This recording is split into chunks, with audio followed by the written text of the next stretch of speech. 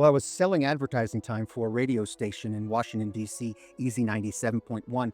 And through one of the women that I met at an advertising agency, I met a young man.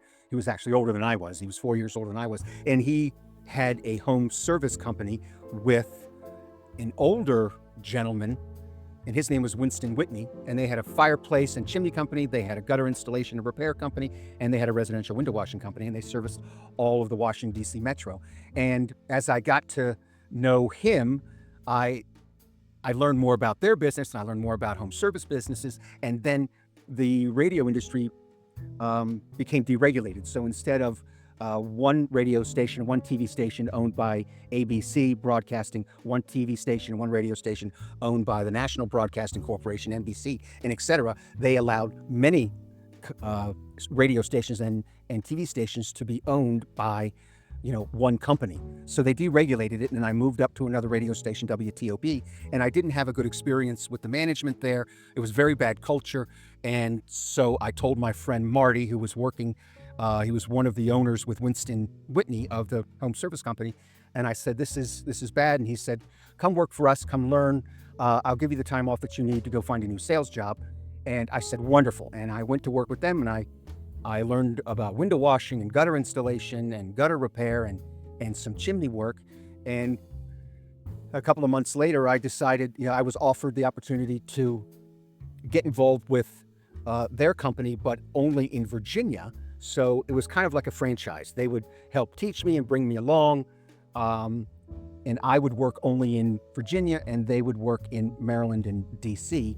So I received additional training and mentorship from both of them. And back then, it was mostly sweeping and very few repairs. And they didn't have the kind of training that's available now. So I made a lot of mistakes, and I had to learn the hard way from the school of hard knocks with running a business. I wouldn't say that I was unsuccessful my first 24 years, but I would also say that I wasn't as successful as I could have been had I, A, sought out more training, and B, if more training and classes were available. Because we're talking about 1989 is when I started. So there you have it. It's the same old story of the school of hard knocks. And people right now, we have a wonderful group of new young entrepreneurs that have started taking classes and are getting in business to run a business, which is what I did. That was, that's what happened. After when having dinners and lunches with these two gentlemen, Marty and Winston, and learning, wow, so that's what it's like to run a small business. Yes, I'd like to run a small business that is in the home services sector.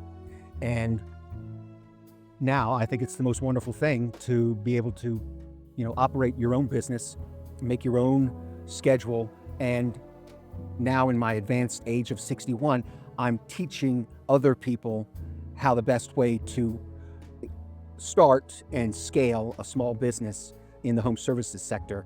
How do you do it? How do you become profitable? What are some of the things that you should think about different than the way that I did it?